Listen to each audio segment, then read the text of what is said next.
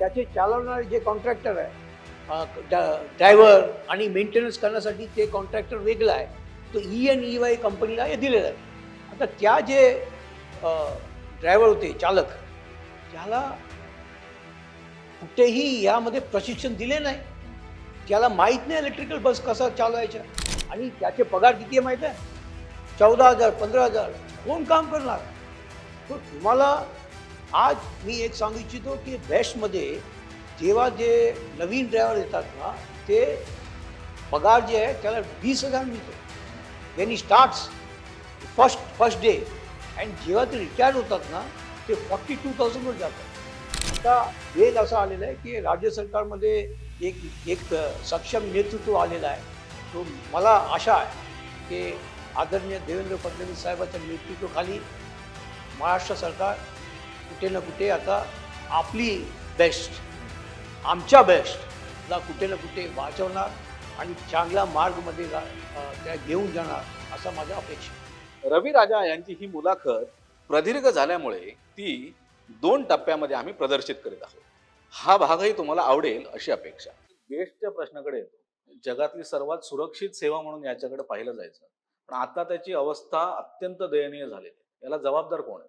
जबाबदार जे आहे बेस्ट प्रशासन आहे आणि त्याचे जबाबदार जे आहे महानगरपालिकाचे ते ते प्रशासन आहे.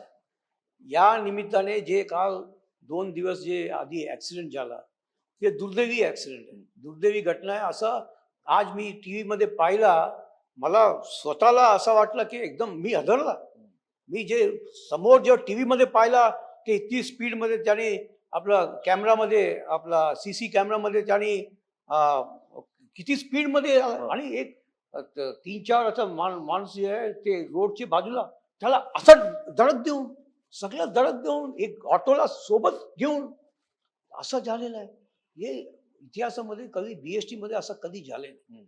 याचे कारणभूत आहे मी आपलं सांगू इच्छितो की एक रिफॉर्म्स प्रशासनाने काय सांगितलं, एक पत्र पाठवले जनरल मॅनेजरला की बेस्टला तुम्हाला आर्थिक मदत महानगरपालिकाला तुम्हाला पाहिजे, तो हे रिफॉर्म्स करा असा त्याने 10 हट टाकून.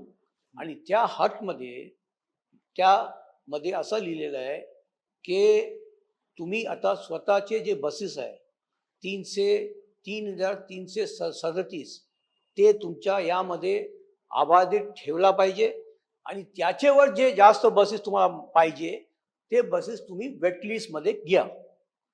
आमच्याकडे प्रस्ताव आले 2018-19ला, त्या वेटलिस्टच्या प्रस्ताव आले आणि ते प्रस्ताव होते 7 वर्ष आणि 10 वर्षासाठी.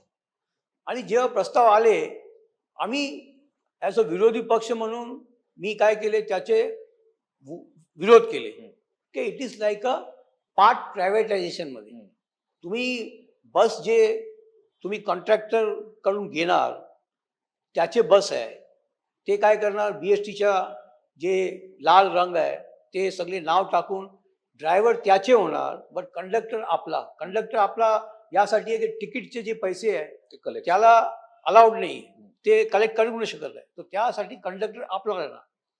आपल्याला मी सांगू इच्छितो की जे बसेस आले लहान बसेस, त्यामध्ये हे जे कॉन्ट्रॅक्टर होते, एक हंसा होते आणि एक MP म्हणून, ते दोघाला 2,200 ते 400 बसेस आम्ही या प्रस्तावामध्ये आले होते. आणि प्रस्तावामध्ये आम्ही विरोध केले. माझ्यासोबत भाजपचे जे नगरसेवक होते, कमिटी सुनील गणाचार्य विरोध केले. आणि त्यामध्ये असं आहे की शिवसेनाचे जे युनियनचे लोक आहे त्यांनी सुद्धा विरोध केले. आणि जेव्हा विरोध केले आणि त्या मीटिंगमध्ये पास नाही झाला, आता असं आहे की वरतून ऑर्डर आले की तुम्ही पास करायला पाहिजे. आणि नेक्स्ट मीटिंगमध्ये त्याने पास करून टाकले. आणि हे जे आता वेटलिस्टच्या जे आहे त्यामध्ये असं आहे की हे वी हॅव टू रिथिंक, रिअसेस करायला पाहिजे, रिकन्सिडर करायला पाहिजे. असं आहे की जेव्हा रिफॉर्म्सचा यामध्ये आपण बोललेलं आहे की 3,337 बस, आज ताफामध्ये माहीत आहे किती आहे? फक्त 850 बसेस स्वतःचे मालकीचे. सगळे काय त्या नियम आहे की 15 वर्ष जास्त बसेस तुम्हाला तुम्ही Scrap. स्क्रॅप करायला पाहिजे, हे नियम आहे आपला मुंबईमध्ये. ते सगळे स्क्रॅप करून फक्त 850 बसेस आहे. आणि बाकी जे आहे ते 2 जे पास केले होते ते सोडून गेले. यासाठी सोडून गेले की त्यांनी जे ड्रायव्हरचा पगार देत नाही आणि ते सगळे जे गोंधळ झाले होते. आणि नंतर 2022च्या नंतर हे नवीन जे आहे 2100 बसेसच्या आता 1.5 वर्ष झाला त्याचे प्रशासकने पास केलेलं आहे. ऑलेक्ट्राचे. ऑलेक्ट्राचे आम्ही विरोध केले होते आणि आम्ही त्याला त्याचे प्रस्ताव आले होते ऑलेक्ट्राचे, आम्ही दफ्तरी दाखल केले, रिजेक्ट केले होते. बट या प्रशासनाने काय केले की परत ऑलेक्ट्राला यामध्ये आता 2100 बसेसच्या आहे ते इलेक्ट्रिकल बसेस एसीच्या, त्यामध्ये 2100 बसेसचा त्या दिलेला आहे. पण ते आतापर्यंत जे 200-250 बसेस आपल्याला द्यायला पाहिजे फक्त 25-40 बस दिलेले, ते देऊ शकत नाही. आणि एक असा आहे की या जे कंपनी आहे ENEY, या कंपनी कॉन्ट्रॅक्ट आहे, ते ऑलेक्ट्रा इज अ मॅन्युफॅक्चरर, बट जे चालवतात हे दुसरा जे चालवतात ते ENEY म्हणून, ऑलेक्ट्रा नाही चालवतात. बसेस त्याचे आहे बट त्याचे चालवणारे जे कॉन्ट्रॅक्टर आहे ड्रायव्हर आणि मेंटेनन्स करण्यासाठी ते कॉन्ट्रॅक्टर वेगळा आहे. तो ENEY कंपनीला हे दिलेलं आहे. आता त्या जे ड्रायव्हर होते चालक, त्याला कुठेही यामध्ये प्रशिक्षण दिले नाही. त्याला माहित नाही इलेक्ट्रिकल बस कसा चालवायचा. आणि ते पहिला जे 2 कॉन्ट्रॅक्टर जे गेले सोडून गेले त्याच्यावर जे लहान बसेस आहे 24-25 सीटर ते 8 मीटर्सच्या ते बस चालवतात. ते या ड्रायव्हरने ते बस चालवलेलं आहे. आता तुम्ही हे लहान बस जे चालवतात, तुम्ही सडनली 14 मीटर बस आणि मोर दॅन 60 पॅसेंजर्स, 60 पॅसेंजर्स आणि लहान बसमध्ये फक्त 20 पॅसेंजर्स, तुम्ही असं कसं देऊ शकत आहे? हा, तो हे जे घटना झालेली आहे हे पूर्ण आहे. आणि दुसरं असं आहे की मी BST कमिटीमध्ये 23 वर्ष होते. किती? 23. माझ्यासोबत सुनील गणाचार्य 20 वर्ष. तर आम्हाला BSTच्या इन अँड आउट माहीत आहे. बेस्टमध्ये एक असं आहे की आमच्याकडे स्वतःचे 4,500 बसेस होते आणि 42 लाख पॅसेंजर आम्ही घेऊन जायच्या 2008ला, 2009 मध्ये, 2012 पर्यंत. बट 2014-15च्या नंतर बेस्टच्या जे हलकी आहे एकदम वाईट झालेलं आहे. आणि आज जे ते बजेटमध्ये जे लॉसेस दिलेलं आहे 2,240 कोटी रुपये लॉसेस या वर्षाचे त्यांनी दिलेलं आहे. आणि त्यामध्ये असं आहे की जे अॅक्युमुलेटेड लॉसेस आहे 7,000 कोटी. किती? 7,000 कोटी अॅक्युमुलेटेड लॉसेस आहे बेस्ट ट्रान्सपोर्ट डिव्हिजन. तो कसा चालणार आहे? आपल्याला माहित आहे की जगावर पूर्ण लंडनमध्ये तुम्ही बघा, तुम्ही न्यूयॉर्कमध्ये बघा, जे बस चालवतात त्याला पूर्ण सरकार अनुदान देतं, मदत करतं. या इकडे असं आहे की बेस्ट अंडरटेकिंगचा जे नियम आहे वेगळं आहे आणि BMCचा नियम जे वेगळा आहे, जे स्टाईल ऑफ वर्किंग दोन्ही वेगवेगळं आहे. बट आपला बजेट जे आहे आपण इकडे बनवतात, कमिटीमध्ये पास करून हाऊसमध्ये पास होतात. तो best is part of BMC only.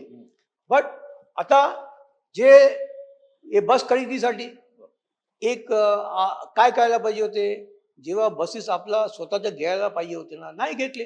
आणि कंडक्टर आणि ड्रायव्हर 2020च्या आधी आमच्याकडे कंडक्टर 12,000 होते आणि ड्रायव्हर 10,000, दोघा फोर्स 22,000. आज बघा ड्रायव्हर 6,000 आहे आणि कंडक्टर 4,000 आहे. फक्त 11,000 आहे. सगळे जे लोक रिटायर झालेले आहे आणि जे लोक रिटायर झालेले आहे तेव्हा आपण नवीन ड्रायव्हर घेतले नाही. काय केले प्रशासनाने, ते सगळे वेटलिस्टला देऊन टाकले आणि त्याचे ड्रायव्हर कंडक्टर आमचे, पण त्याचे ड्रायव्हर जे आज त्याच्याकडे 6,000 ड्रायव्हर आहे कोणाकडे, हे प्रायव्हेट लिस्ट, आणि त्याचे पगार किती आहे माहित आहे? 14,000, 15,000. कोण काम करणार? तो तुम्हाला आज मी एक सांगू इच्छितो की बेस्टमध्ये जेव्हा जे नवीन ड्रायव्हर येतात ना, ते पगार जे आहे त्याला 20,000 मिळतो. When he starts first day. And जेव्हा ते रिटायर्ड होतात ना, ते 42,000 वर जातात. असा बेस्ट अंडरटेकिंग मध्ये आम्ही बरोबर. त्याला वर्करला चांगला ॲटमॉस्फिअर आहे, चांगला पगार देतो, त्याला PF आहे, त्याला ग्रॅच्युटी आहे, सगळे आहे. बट एकंदरीत जेव्हा ट्रान्सपोर्ट डिव्हिजन जे लॉस वाढलेला आहे, आणि मला असं वाटत आहे की कुठे ना कुठे आता राज्य सरकार आणि महानगरपालिका तिकडे इंटरफिअर करून आपला ट्रान्सपोर्ट डिव्हिजनला आणि बेस्टला मदत करायला पाहिजे. मदत करतात, असं नाही की मदत नाही केली. आतापर्यंत त्यांनी 6,500 कोटी रुपये दिलेला आहे. कोण? बट काही पैसे जे आहे महानगरपालिका काय करतात, व्याजाने देतात. आणि ते आपला बेस्ट अंडरटेकिंग आपला आहे, BMCचा आहे, तर तुम्ही त्याला व्याज लावतात. हे बरोबर आहे काय? तर मला असं वाटत आहे की आता वेळ असा आलेला आहे की राज्य सरकारमध्ये एक एक सक्षम नेतृत्व आलेलं आहे. तो मला आशा आहे की आदरणीय देवेंद्र फडणवीस साहेबांच्या नेतृत्वाखाली महाराष्ट्र सरकार कुठे ना कुठे आता आपली बेस्ट, आमच्या बेस्टला कुठे ना कुठे वाचवणार आणि चांगल्या मार्गमध्ये त्या घेऊन जाणार, असा माझ्या अपेक्षा आहे. अलीकडे तुम्ही PAP म्हणजे प्रोजेक्ट अफेक्टेड पीपलचा घोटाळा एक बाहेर काढला होता. नेमके याच्यात कोण इन्व्हॉल्व आहे?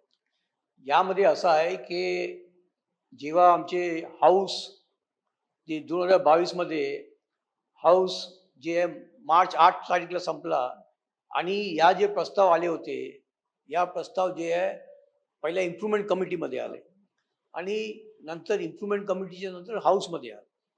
हे प्रस्ताव असा आहे की काही लोकांना जे आपला ते काय जमीन त्याचे, आणि आपण काय करणार, त्या जमिनीसाठी जे जे घर बांधून देणार त्याला आपण पैसा द्यायचे आणि त्याला FSI 3 गुणा द्यायचे. या जे आहे काही जागेवर मुलुंडमध्ये आणि आपला चांदिवलीमध्ये आणि प्रभादेवीमध्ये असा 4-5 ठिकाणी असा प्रस्ताव आले होते. त्या प्रस्तावाचा इम्प्रुव्हमेंट कमिटीमध्ये विरोध केले आम्ही, आणि जेव्हा हाऊसमध्ये आले, हाऊसमध्ये मी विरोध केले, पण त्यांनी, आणि हे जे हाऊस झाले कुठे, आपलं राणीबागमध्ये आपला एक हॉल आहे, जे बिकॉज ते आपला महानगरपालिकाचे हाऊस आता आपल्याला माहित आहे की तिकडे टोटल बंद होते की आपण तिकडे बसू शकत नाही. तर त्यांनी काय केले, आपला बायकलामध्ये एक संत गाडगे एक हॉल जे आहे बांधलेला आहे, कोण, महानगरपालिकाने चांगला हॉल बांधले. त्यामध्ये एक 800-900 लोक बसू शकत आहे. तर त्या जे लास्ट 6 महिना ते तिकडे ठेवले होते. तो हे प्रस्ताव आले आणि प्रस्ताव पास करून टाकले, आणि मी इकडे गेले कुठे, लोकायुक्तमध्ये, आणि लोकायुक्तमध्ये हिअरिंग चालू आहे आता, आणि त्याला बोलवलेलं आहे. आणि कुठे ना कुठे माझ्या असा अपेक्षा आहे की हे सरकार जे बघितलं पाहिजे. आणि आपल्याला माहित आहे की किरीट सोमय्या साहेब, त्यांनी याचे हे प्रकार जे आहे कोर्टात घेऊन गेले, आणि त्याने लोकांनी तिकडे मुलुंडच्या लोकांनी विरोध केले की तुम्ही तिकडे बांधू शकत नाही, तुम्ही बांधणार बट या PAPला लोकाला तिकडे मुलुंडमध्ये यायच्या नाही, म्हणून आंदोलन केले, जन आंदोलन. आणि जे काम आहे, मला जे माहिती पडलेलं आहे की जे काम आता चालू आहे, बट आता महानगरपालिका काय निर्णय घेणार. आणि सोमय्या साहेब, आता मला असं वाटत आहे की या जे इलेक्शन झालेलं आहे आता, त्यामध्ये नील कोटेच्या त्यांनी पब्लिकला सांगितलं आणि गवाही दिलेलं आहे की या जे जागेवर कोणीही PAPचे लोक आम्ही इकडे ठेवणार नाही, असं त्यांनी लोकाला सांगितलेलं आहे. आणि लोकाला या सांगून मत मागितलेलं आहे. तो मला असं वाटत आहे की आता सरकार एक यामध्ये कसा निर्णय घेणार, यामध्ये असा मला वाटत आहे चांगला निर्णय घेणार. आणि एकंदरीत मी आपलं सांगू इच्छितो की मुंबईमध्ये जे आपला इन्फ्रास्ट्रक्चर, आता माहित आहे की रोड वाढवतात, बरोबर आहे, आपला रोड वाढवतात, आपला आता सुवेज लाईन आपला टाकायच्या, आपला स्टॉर्म वॉटर ड्रेन, पाणीच्या लाईन. तो जेव्हा आता LBS मार्ग बघा, तुम्ही SV रोड बघा आणि आंबेडकर रोड, हो. असा आपले जे मोठे मोठे रोड आहे त्यामध्ये काय आता आपण त्याला वाढवतात. यासाठी वाढवतात की मुंबईमध्ये आता आपल्याला माहित आहे की एक तर जनसंख्या वाढलेला आहे, हो. दुसरं असं आहे की गाडीच्या जे संख्या जे जास्त वाढलेलं आहे, पण कुठे ना कुठे लोकाला चांगला फुटपाथ द्यायला पाहिजे. त्यासाठी ज्या रस्त्यावर ते लोक बसलेले आहे त्याला जेव्हा आपण तोडतात आणि त्या लोकांनी 50 वर्ष 60 वर्ष तिकडे धंदे केले, ते राहत होते, तो एक असा मला असा अपेक्षा आहे की ज्या वॉर्ड आहे त्या वॉर्डचे 3 किलोमीटर मध्ये जे महानगरपालिकाच्या जे नवीन काही जे बिल्डिंगच्या योजना होतात त्यामध्ये आपण जास्ती FSI देऊन त्याला बोलला पाहिजे की तुम्ही एक काम करा, एक 3,000 लोकांच्या या 2-2,500 लोकांच्या या कुर्लामध्ये बांधून द्या. तो असं काय होणार की लोक काय करणार, जे कुर्लाचे लोक कुर्लामध्ये जाणार आणि मुलुंडचे लोक मुलुंडमध्ये जाणार. तर त्यामध्ये जे ते लोकाला एरिया चेंज करतात, विस्थापित करतात, ते त्याला जमत नाही. त्याला माहित आहे की माझ्या आयुष्यात कुर्लामध्ये झाला की सायनमध्ये मला तुम्ही उचलून दहिसरमध्ये टाकणार आणि माझा मुलगा ऑलरेडी स्कूलमध्ये जातात. तो दहिसरमध्ये आता नवीन स्कूल कुठे घेणार मी आणि नवीन सगळं कसं होणार. तर त्यासाठी सायनच्या एरियामध्ये एक तुम्ही बांधा जे नवीन बांधकाम येतात. आमचे सायनमध्ये जसं KD गायकवाड नगर आहे, असं बाकी एरिया आहे, जे म्युन्सिपलच्या टेनेमेंट आहे, ते रिडेव्हलपमेंट होतात. तर जेव्हा रिडेव्हलपमेंट होतात तो आपण त्या सांगा की ठीक आहे, एक 2,000 जास्ती बांधून द्या आम्हाला, आम्ही तुम्हाला 2,000 साठी जास्ती FSI देतो. सायनमध्ये लोकाला तुम्ही सायनमध्ये देऊ शकत ना. तो कुठे ना कुठे यामध्ये जी अडचण आहे कमी होणार आहे. त्यासाठी जे आपला प्रोजेक्ट आहे, मोठे मोठे प्रोजेक्ट ते आता थांबून राहिलेलं आहे. ते लोकाला विस्थापित कुठे करायच्या आणि लोक ज्याला तयार नाही आहे आणि काही लोक कोर्टात जातात. आणि या जे भूखंडचा जे आहे, हे पूर्ण भूखंड जे आहे, मी एक सांगू इच्छितो, पूर्णपणे मोठ्या प्रमाणावर भ्रष्टाचार चाललेला आहे, झालेला आहे, असा मला माहिती मिळालेला आहे. त्यासाठी माझा जे आहे लोक आयुक्तला मी आता सांगितलेलं आहे आणि आता ते डेट पर डेट देत आहे. आता कुठे ना कुठे त्याच्या ऐकून आणि त्यामध्ये ते निर्णय घेणार आहे असा माझा अपेक्षा आहे. पालिका हॉस्पिटलची स्थिती अतिशय वाईट आहे सध्या.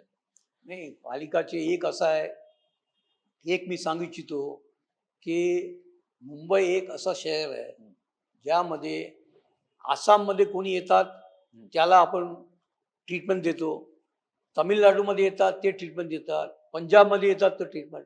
मुंबईमध्ये आपल्याला माहीत आहे की आपल्याकडे 4 ते 5 मोठे हॉस्पिटल आहे आणि बाकी जे आहे मिनी हॉस्पिटल्स आहे आणि फेरिफेरल हॉस्पिटल्स आहे. एक असं आहे की आपला महानगरपालिकाचे वर्षानुवर्ष जे बजेट आहे जे हेल्थसाठी आपण वाढवलेलं आहे. या वर्षी 4,500 कोटीचा बजेट आहे. त्यामध्ये आपण जे लोक येतात तिकडे दवाई देतात. मी एक आपल्याला सांगू इच्छितो की आपल्याला माहित आहे की आपण इकडे मुफ्त देतात ट्रीटमेंट. जे गोरगरीब आहे, जे लोक प्रायव्हेट हॉस्पिटल जाऊ शकत नाही, तो कुठे येणार, आपल्या महानगरपालिकाच्या हॉस्पिटलमध्ये येणार. त्यामध्ये जे संख्या आहे, मी एक आपलं सांगतो की सायन हॉस्पिटलमध्ये 1 वर्षामध्ये 20 लाख पेशंट येतात. 1 वर्षामध्ये. तो महिन्यात किती झाला हा. तो सेम जे आहे KEM मध्ये, नायरमध्ये असा जे आहे पेशंट येतात. आणि दुसरं असं आहे की आपल्याकडे जे मोठे हॉस्पिटल आहेत सगळे सिटीमध्ये आहे. आपण काय करायला पाहिजे, सबबमध्ये असा जे हॉस्पिटल 2 हॉस्पिटल तिकडे आणि ईस्टर्न सबबमध्ये 2 हॉस्पिटल, जेव्हा तुम्ही असा स्प्रेड करणार ना तेव्हा कुठे ना कुठे हे जे ताण आहे हे कमी होणार आहे. बट एक आहे की महानगरपालिकामध्ये जेव्हा वॉर्ड बाय रिटायर होतात, आपण भरती नाही करतो. आपण काय करतो, आता कॉन्ट्रॅक्ट देऊन टाकले वॉर्ड बॉयचा कॉन्ट्रॅक्ट. आणि डॉक्टर्स आपल्याकडे जे आहे रेसिडेन्स डॉक्टर जे येतात, पण मोठे मोठे जे स्पेशलिस्ट डॉक्टर्स, ऑनररी डॉक्टर्स येत नाही आहे. यासाठी येत नाही की त्याला जे फीस जे आहे फीस कमी आहे. हे सगळे बघून जे आहे कुठे ना कुठे असं मला वाटत आहे की महानगरपालिका या हॉस्पिटलला सक्षम करायला पाहिजे.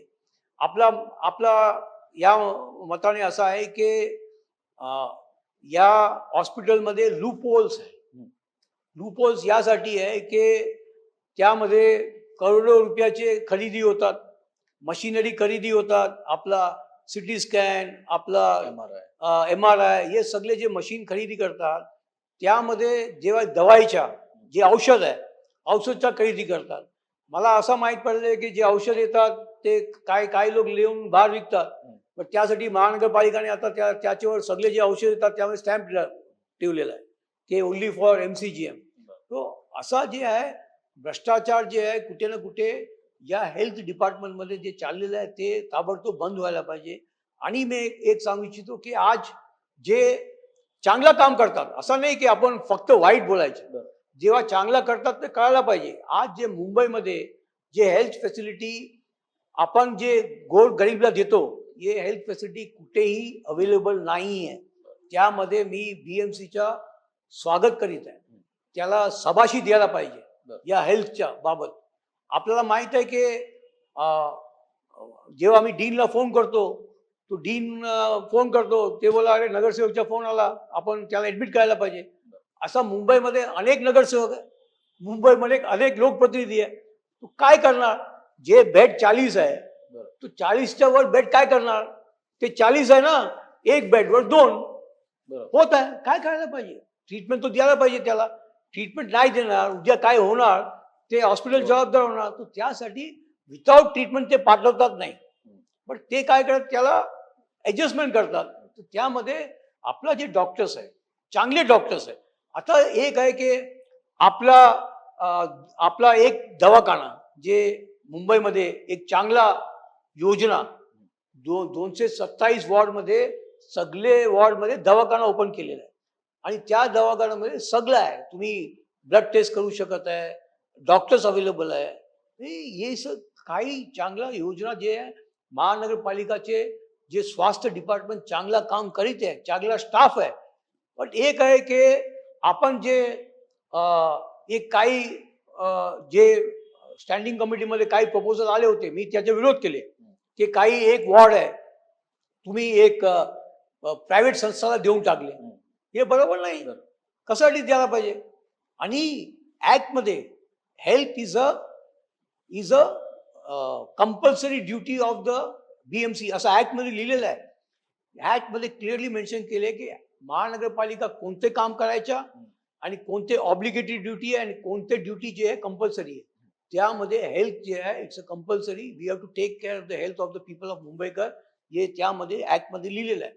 आणि मला असं वाटत आहे की आपण नवीन नवीन हॉस्पिटलच्या आता चांदिवलीमध्ये एक हॉस्पिटल आता चालू आहे कामाचे, एक मुलुंडमध्ये आहे, एक दहिसरमध्ये एक आहे. आणि असा जे नवीन नवीन हॉस्पिटल जेव्हा येणार तो आपल्या हॉस्पिटलमध्ये जे आहे ताण कमी होणार. काय ऍक्सिडेंट झाला तिकडे सायन हॉस्पिटल, काही तिकडे झाला तो इकडे पाठवा. कारण की इकडे जे आहे या हॉस्पिटलमध्ये मोठे मोठे डॉक्टर्स आहे आणि इक्विपमेंट बेस्ट आहे.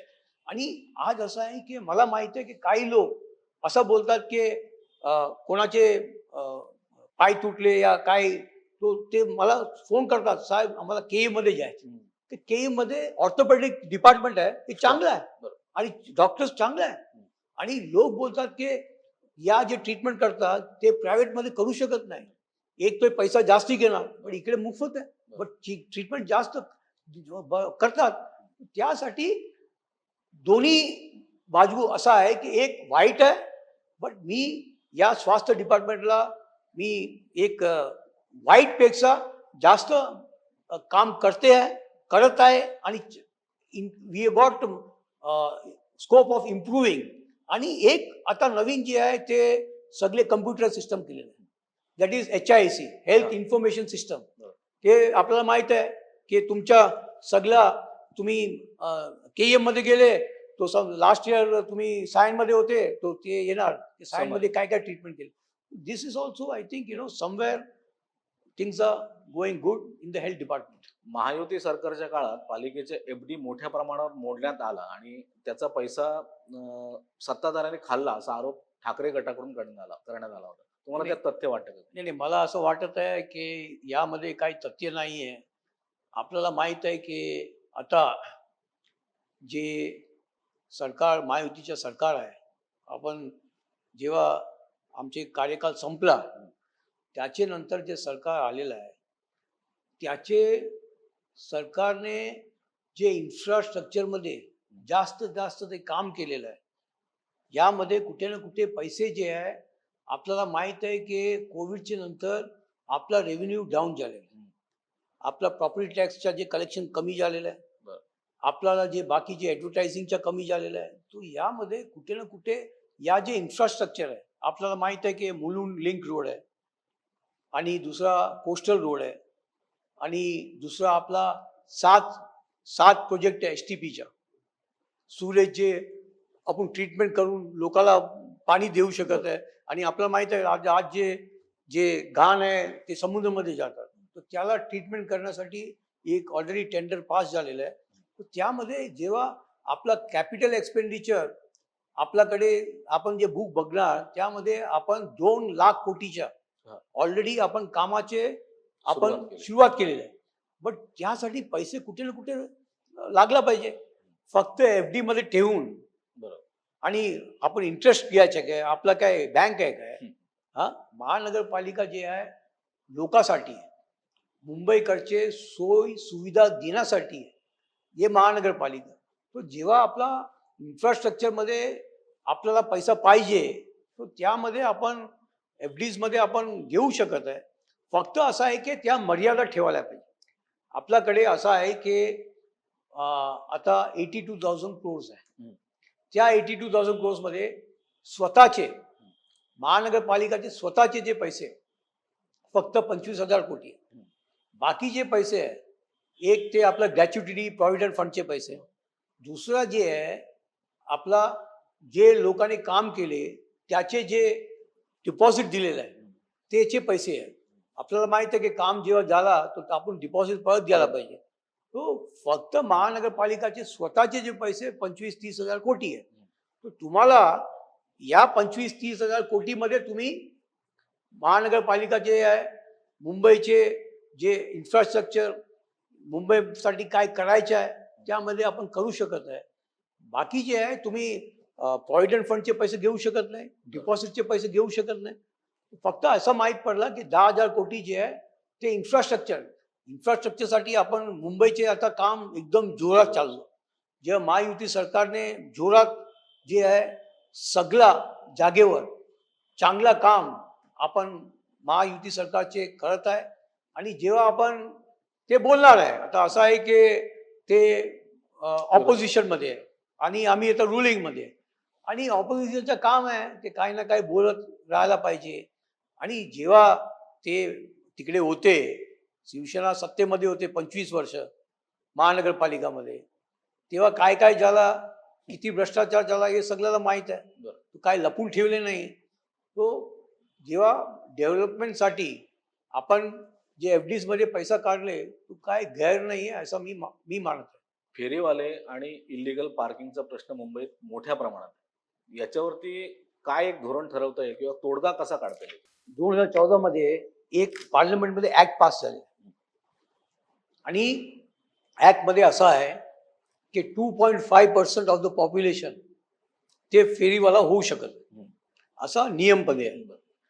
आता काय झालं की 2014 मध्ये जेव्हा सरकार आले होते त्यामध्ये असा नियम ठरलेले होते की ते आपण जे ऑलरेडी आपण सर्वे केलेला आहे ते सर्वेच्या आधारावर आपण काम करायला पाहिजे. तो जेव्हा सर्वे एक टाटाने एक सर्वे केले होते 2012-13ला काय सर्वे केले होते, त्यामध्ये 98,000 फेरीवालाच्या त्याच्यावर आधार आहे. त्याचे नंतर काय झालं की काही लोकांनी कोर्टात गेले आणि असं माहीत पडला की फक्त 30,000 फेरीवाला. माझं म्हणणं असं आहे की हे बरोबर नाही. आपण कोणताही देशात, मी आता 4 महिन्यापूर्वी अमेरिकामध्ये गेले होते, तिकडे आहे रस्त्यावर फेरीवाला, बट ते व्यवस्थित बसलेलं आहे, ते स्टॉल्स बी लावलेलं आहे अमेरिकामध्ये, न्यूयॉर्कमध्ये लावलेलं आहे. आणि असं आहे की मुंबईमध्ये फेरीवाला is a part and parcel of the city of Mumbai. तुम्ही त्याला आपला आहे बट एक असं आहे की फुटपाथमध्ये जे लोक चालतात त्याला फर्स्ट राईट जे आहे आपला मुंबईकरला ते फुटपाथमध्ये चालवायला पाहिजे असं माझं मत आहे. दुसरं असं आहे की फेरीवाल्यासाठी एक सेपरेट झोन द्यायला पाहिजे. ते जे आता आपल्याला माहित आहे की 2019-20 मध्ये हाऊसमध्ये आले होते आणि हाऊसमध्ये चर्चा केली की आता सरकार जे आलेलं आहे तेव्हा महाविकास आघाडी सरकार होते ते कुठे ना कुठे या नियम बदलून जे जास्त फेरीवाला आहे ते कुठे ना कुठे बसवायला पाहिजे असं ते सांगितलं होते. आता मला एक असं आहे की हे जे 2014 मध्ये जे ऍक्ट पास झालेलं आहे राईट टू लाईव्हलीहूड असा त्याचे आहे ऍक्ट आहे आणि ते ऍक्टच्या आधाराने मला असं वाटत आहे की आपण एक झोन क्रिएट करायला पाहिजे.